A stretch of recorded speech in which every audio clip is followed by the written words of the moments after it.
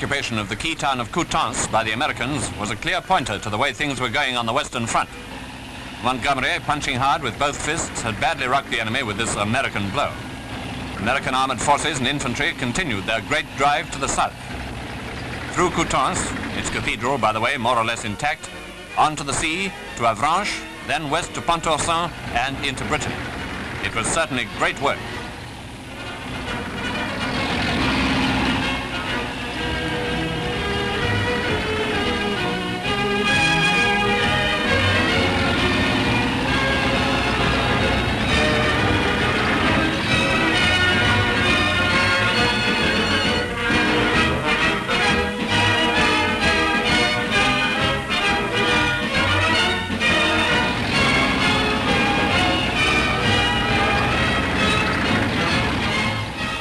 While this was in progress, British troops had been taking over from Americans in Caumont.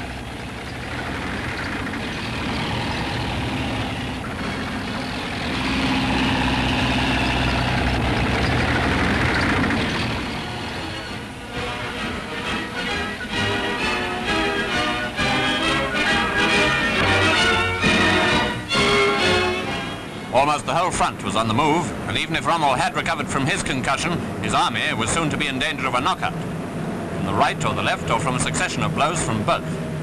RAF heavies took a hand too, delivering a smashing attack on the Caumont sector.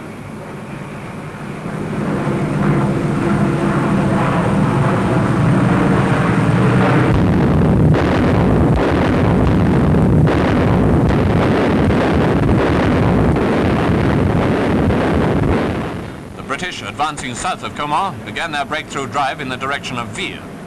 It was stiff fighting that lay ahead of them.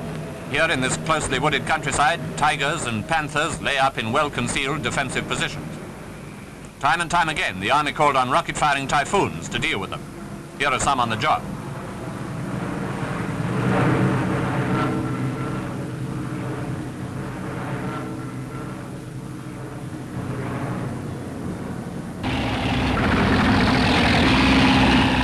What with the Typhoons, the artillery and infantry anti-tank weapons, the Germans had been losing heavily in armour. A considerable advance on this sector had already been made when these pictures of the battle were taken. Our own tanks, thick-skinned Churchills and Cromwells were driving forward, and our infantry were advancing to exploit the success already won. Not so spectacular a push so far as that by the Americans on the right, but conditions on each flank of the 60-mile front were different in many respects, and anyway the offensive was one combined Allied operation. News of progress made was very good and improving almost hour by hour. Once again, the toll of prisoners was mounting rapidly.